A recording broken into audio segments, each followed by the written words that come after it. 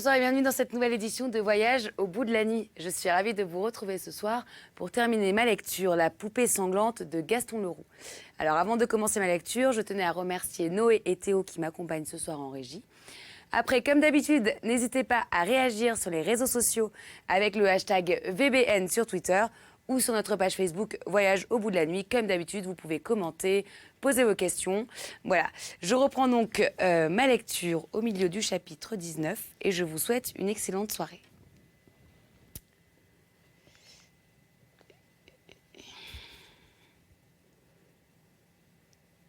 Qu'y a-t-il, Christine ?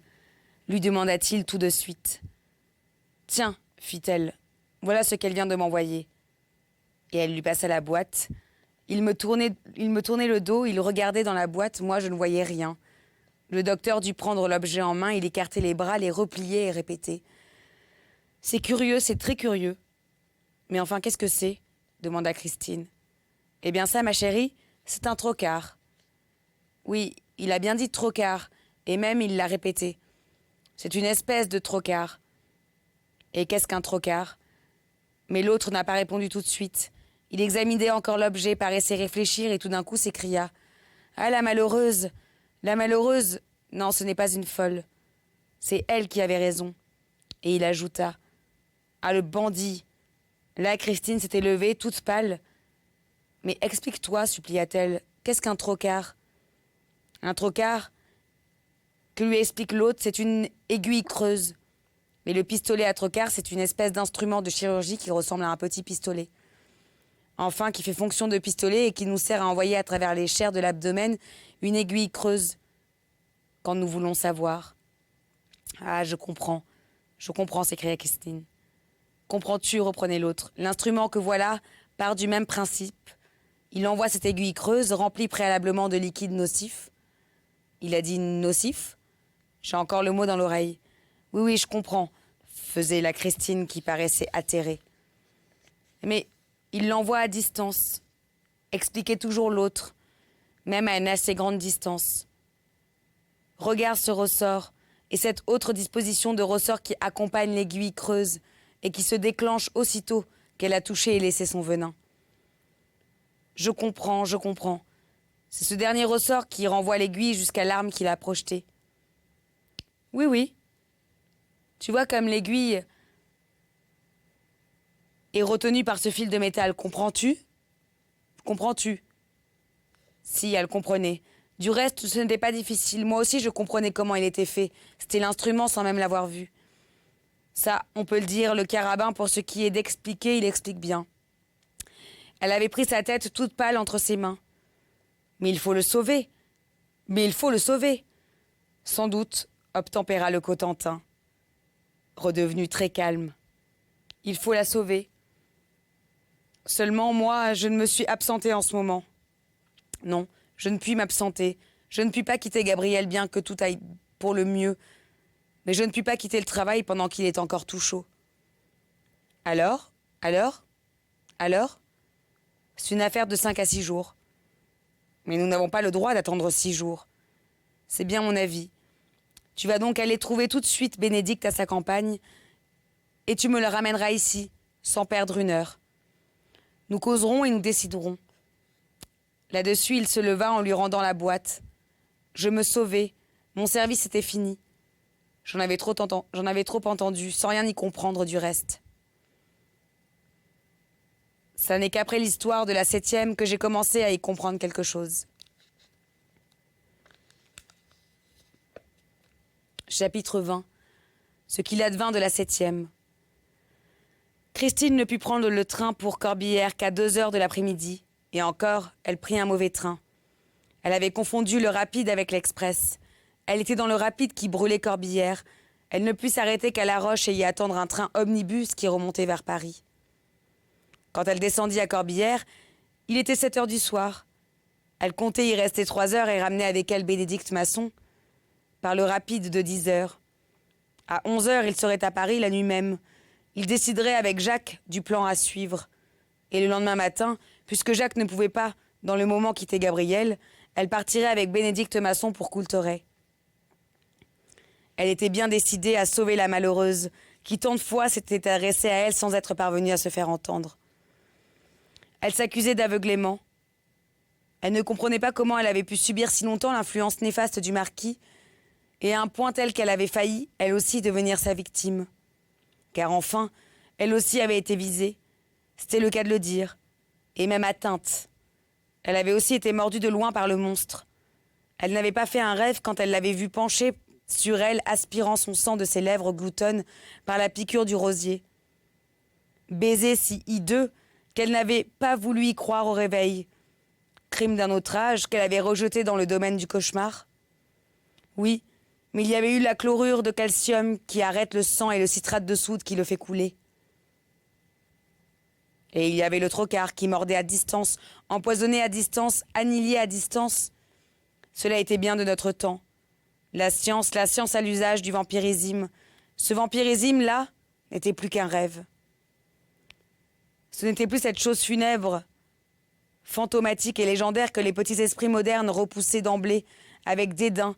C'était la plus monstrueuse des passions et la plus ancienne, celle du sang humain, servie par la chimie et par la mécanique. Et elle se rappelait la parole de Jacques Cotentin qui, lui, s'exprimait toujours avec une circonception et une prudence qui l'avait plus d'une fois trop fait sourire. Le mensonge est moins dans les choses que l'on nous rapporte et que nous ne comprenons que dans nos connaissances. Les ténèbres nous enveloppent si impitoyablement que, même en tâtonnant, nous bronchons à chaque pas. Corbière-les-Eaux, quand elle sortit de la petite gare et qu'elle se trouva sur la place déserte, entre les 4 platanes, d'où l'on découvrait toute la plainte marécageuse sur laquelle couraient dans le moment de gros nuages noirs bousculés par le vent d'ouest, dernier lambeau de l'orage de pluie, qui, tout l'après-midi, avait mêlé les eaux du ciel avec eau de la terre, Christine comprit enfin ou crut comprendre pourquoi Bénédicte Masson, chaque fois qu'elle lui parlait de Corbière-les-Eaux, lui avait dit « Surtout, n'y venez pas ». Elle n'avait jamais rien vu d'aussi triste au monde. Et c'est là qu'il vivait. C'est dans cette mortelle solitude qu'il est allé se réfugier après la scène brutale, presque tragique, qui les avait séparés. Elle ne lui en voulait pas. Au contraire, elle se condamnait. Tout avait été de sa faute. Pourquoi s'était-elle montrée si tendre avec Bénédicte ce soir fatal? Certes, elle n'avait aucune coquetterie à se reprocher. Elle s'était lassée. Elle s'était laissée aller très naturellement à des confidences qu'elle n'eût point faites à un autre, parce qu'elle éprouvait pour celui-ci, pour son caractère si particulièrement sauvage, pour son talent si ardent, qu'elle n'hésitait point à le qualifier de génie, pour tout son individu moral une sympathie, une attirance presque irrésistible. Seulement voilà, elle n'avait pas pu surmonter un mouvement de dégoût à son approche physique. Ce baiser de l'homme laid, elle n'avait pas été assez forte pour le subir. Eh bien, elle n'aurait pu prévoir cela et ne pas mettre par son attitude imprudente Bénédicte Masson en droit de lui demander. La scène de rage, d'imprécation qui s'en était suivie, elle voulait l'oublier. Elle avait été insultée, même frappée, enfin rejetée loin de lui comme un objet de haine qu'il voulut réduire en miettes. Et il était venu s'enfouir ici. Où? Dans quel coin? Qui la conduirait chez lui? La nuit venait. Ce soir-là, elle ne se sentait pas très brave. Vraiment, ce pays l'impressionnait, lui mettait déjà sur les épaules comme un suaire humide et glacé. Elle pensa à retourner à Paris par le premier train. Elle reviendrait le lendemain au grand jour avec Jacques. Mais voilà que la triste, angoissante, désespérée figure de la marquise lui apparut dans l'agonie du jour et lui montra son agonie. À elle, au fond du château de Coulteret. La pauvre femme, une fois de plus, l'aurait-elle appelée vainement? Christine n'arriverait-elle que lorsque ce serait trop tard? La dernière phrase et la dernière lettre lui passa devant les yeux. Et maintenant, accourez, car il va me tuer si je ne meurs pas assez vite. Un gamin sorti de l'unique auberge examinait sournoisement cette belle dame, qui semblait ne savoir où se diriger. Elle lui demanda « Sais-tu où demeure monsieur Bénédicte Masson ?»« Le Peau-Rouge » fit-il. « Bien sûr que je le sais. C'est encore moi qui lui faisais ses provisions, il y a 8 jours, avant Annie. » « Qui c'est, ça, Annie ?»« Eh bien, c'est sa dernière, il raconte que c'est sa petite nièce. C'est elle qui vient faire ses provisions maintenant. Mais voilà, 2 jours qu'on ne l'a pas vue. Encore une qui a dû se sauver comme les autres, sans demander son reste. Veux-tu me conduire chez M. Bénédicte Masson ?» Et elle lui tendait une pièce de 40 sous. Le gamin sauta sur le pourboire et dit simplement « Suivez-moi, je m'appelle Philippe. » Avant d'aller plus loin, il est peut-être nécessaire pour l'intelligence de la chose qui va suivre de jeter un coup d'œil sur ce qui s'est passé ou sur ce qui a pu se passer à Corbières depuis la scène de l'Arbre Vert qui avait mis aux prises le père Violette et Bénédicte Masson. Nous nous rappelons que ce dernier avait menacé le garde de le rendre responsable du départ de sa petite nièce Annie. Si celle-ci s'en allait comme les autres, là-dessus, la mère Muche avait conseillé la prudence au père Violette. Mais celui-ci n'était pas d'homme à se laisser intimider. Il ne changea rien à ses habitudes, tournant autour du pavillon habité par le relieur et guettant Annie quand elle allait aux provisions. Alors, il se risquait à montrer sa figure entre les roseaux, mais elle passait son chemin, hâtant le pas, évitant toute conversation avec l'ancien garde, obéissant certainement à la consigne que Bénédicte Masson lui imposait. Cependant, le surlendemain, comme il était en train de nettoyer son bachot, devant sa hutte, il vit apparaître la jeune fille, qui avait un air fort effrayé. « Oh, monsieur, soupira-t-elle, vous n'auriez pas vu par hasard ces clés ?»« De quoi ?» fit l'autre en fronçant les sourcils. « Ces clés, il les a perdues, il les cherche partout. Il était dans un état à faire frémir. Je ne l'ai jamais vu comme ça. Ah, on croit connaître les gens. Pour un trousseau de clés, j'ai pensé qu'il allait me briser. Mais je ne les ai pas vues, moi, les clés. Et maintenant, il les cherche dehors. Il est dans la petite saulée à fureter partout, comme un chien, le nez entre les herbes. » Le père Violette était très intéressé par ce que lui disait Annie. Il alluma son brûle-gueule et laissa entendre un gros rire. Pour ce qu'il y a à voler chez lui, il pourrait bien laisser les portes ouvertes. Qu'est-ce qu'il veut qu'on fasse de ces clés? Et à quoi ça lui sert-il? Il s'imagine peut-être qu'il a un trésor? Ah, monsieur, il ferme tout derrière lui. Et je n'ai pas le droit de descendre à la cave. Il a des manies incompréhensibles. Ça n'est pourtant pas un méchant garçon. Tout à l'heure, tu me disais qu'il a failli te mettre en morceaux. Il faudrait tout de même s'entendre. Assurément, il est coléreux quand ça ne va pas à son idée. Et qu'est-ce que c'est que son idée? Pourrais-tu me le dire? T'en sais peut-être bien plus que moi là-dessus. Et mit l'autre avec un coup d'œil en dessous vers Annie. Mais celle-ci ne comprit pas, ou fit celle qui ne comprenait rien. On n'est jamais sûr de rien avec ces gamines, elle répondit naïvement. Pour le moment, son idée, c'est de ravoir les clés. On entendit alors la voix de Bénédicte au loin. « Annie, Annie, je me sauve. S'il savait que je vous ai parlé, j'en entendrais de toutes les couleurs. » Le lendemain, le père Violette eut l'occasion de reparler à Annie, ou plutôt, ce fut elle qui lui adressa la parole. Il les a retrouvées, ces clés. Mais où qu'elles étaient? Je ne sais pas, il ne me l'a pas dit. Il m'a dit seulement qu'il les avait retrouvées et il avait un regard, du reste, que je n'oublierai jamais. Qu'est-ce que j'ai bien pu lui faire? Il n'est plus du tout avec moi comme dans les premiers jours. Oui, on connaît ça, ricana le père Violette. Les premiers jours, tout nouveau, tout beau. Dites donc, monsieur Violette, comment qu'elles sont parties les autres? Ah, ma petite, ça, on ne sait pas. Enfin, quand elles sont parties, on a bien dû les voir passer. Moi, je suis venue avec une malle. Je ne dois pas être la seule. Si je voulais m'en aller, il me faudrait bien un charton. Tu veux donc t'en aller, Annie? Eh bien oui, là, mais je n'ose pas le lui dire. J'ai peur ici. Il sait que je vous ai reparlé. Il m'a fait une scène. Attention, le voilà qui sort de la maison. Et elle se glissa derrière une haie comme une couleuvre. Le jour suivant, le père Violette se trouvait à 7 heures du matin à l'orée du village, caché derrière un vieux mur. Attendant la petite, il savait qu'elle allait venir aux provisions. Quand elle passa, il montra le bout de son museau barbu. Elle courut le rejoindre à l'hautante. « Ah, je vous cherchais. Je ne peux plus rester là. Je ne veux plus rester là. » Eh bien, foutez le camp tout de suite. Mais je ne veux pas partir sans ma malle. S'il n'y a que ça, j'irai la chercher, moi, ta malle. Non, ne faites pas ça. Il arriverait un malheur. Ah, ce qu'il est monté contre vous. Mais voilà que vous pourriez faire. Envoyez-moi Bicot, le garçon de l'auberge, avec un charton, vers les 3 heures.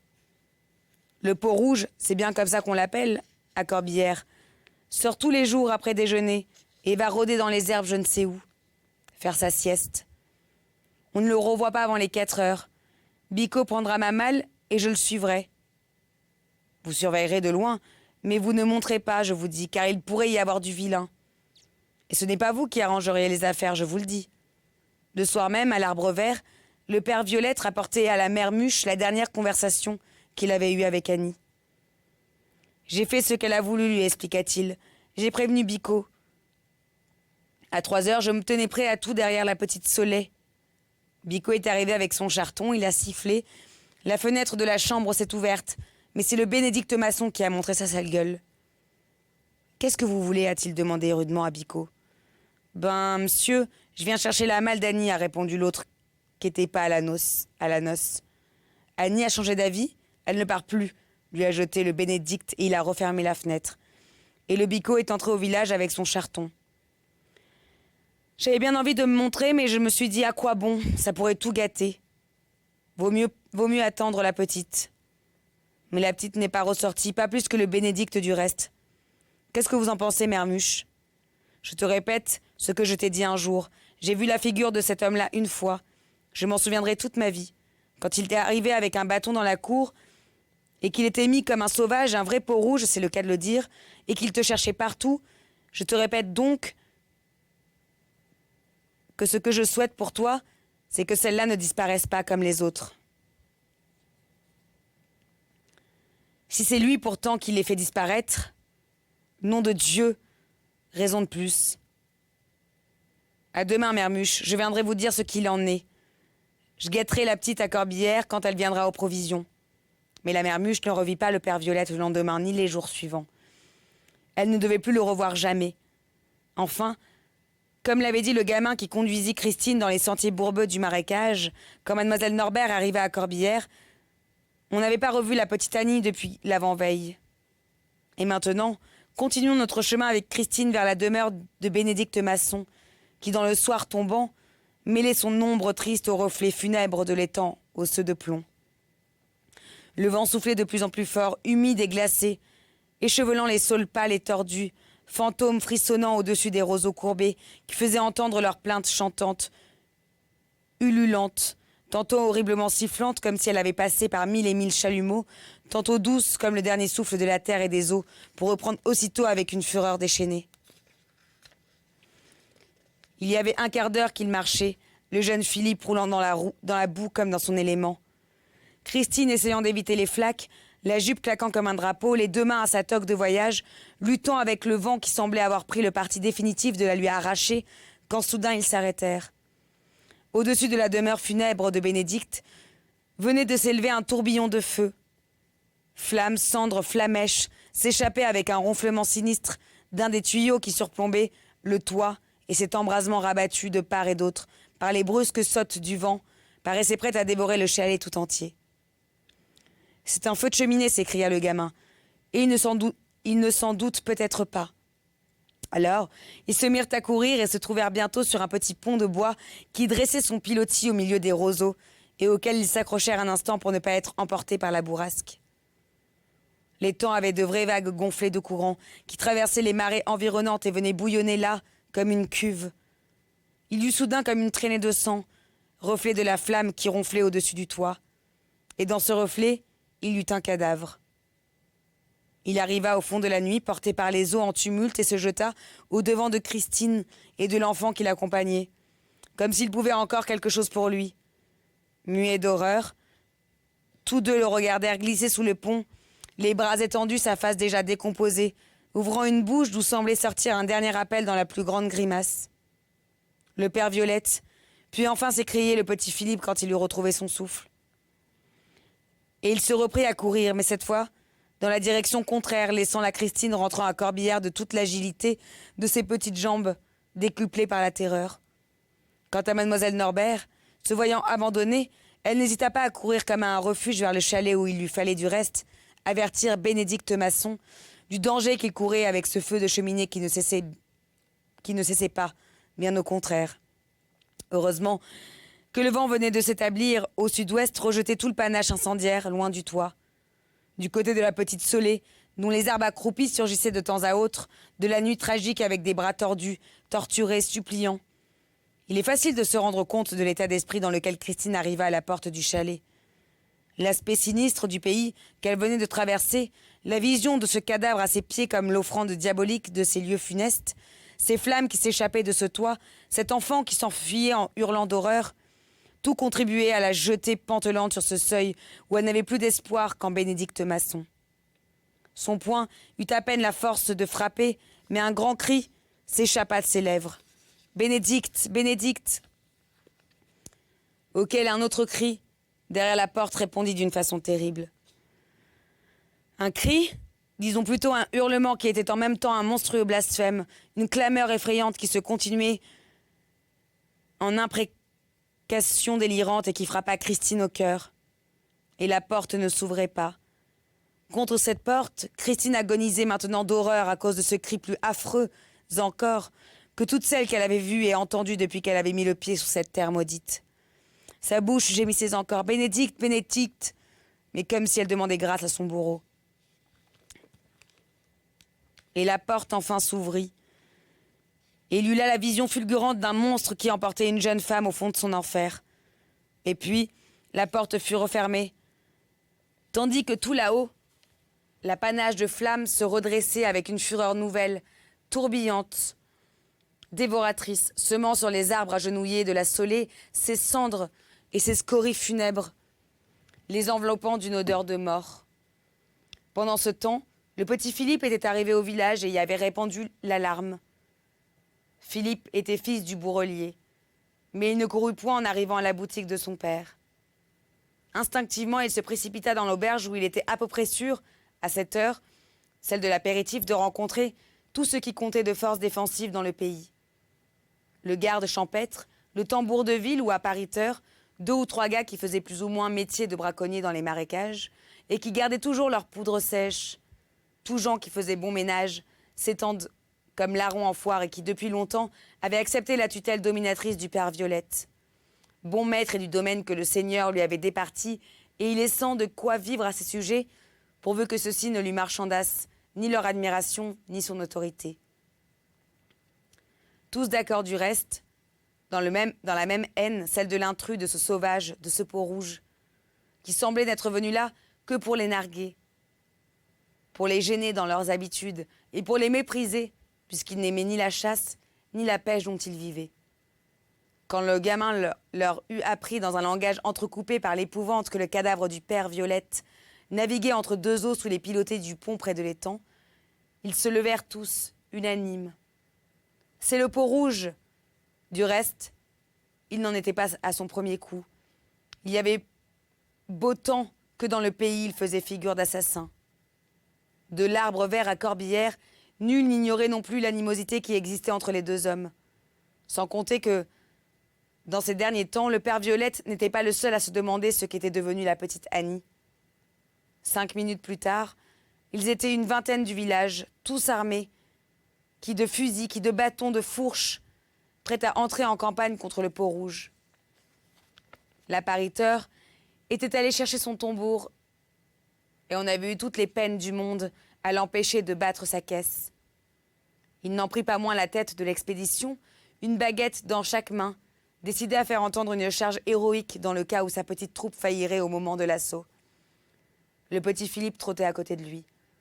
De l'un à l'autre, on se recommandait le silence et l'on arriva ainsi à la queue leu-leu, à cause de l'étroitesse du sentier, jusqu'au pilotis du pont où le père Violette les attendait avec sa figure de papier, déjà mi-mâchée par la mort, par l'humidité, par la morsure des poissons et avec le trou noir de sa gueule ouverte, qu'il leur criait « Vengeance !»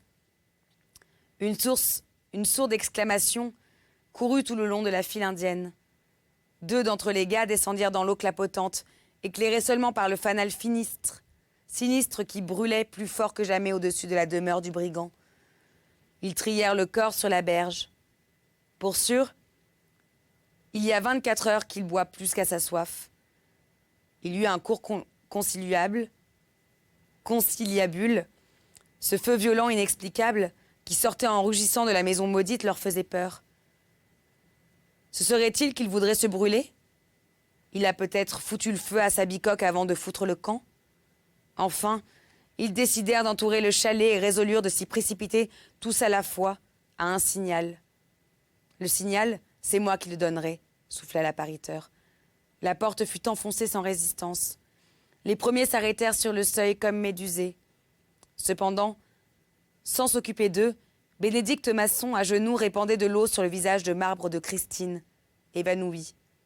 Près de là, dans un panier, un tas informe de débris attendait d'aller rejoindre dans la cuisinière, d'où s'échappait une épouvantable odeur de graisse brûlée. Les autres restes d'Annie qui se consumaient dans une flamme attisée par le pétrole. Bénédicte Masson, tranquillement, soignait l'une de ces dames pendant qu'il brûlait l'autre. Et c'est ainsi que se termine ma lecture de La Poupée sanglante. Si vous voulez continuer l'œuvre, je me suis arrêtée au chapitre 21. J'espère que vous avez passé une agréable nuit. Je vous souhaite une bonne journée si vous vous levez et une bonne nuit si vous vous levez. À bientôt sur D8 pour de nouveaux romans.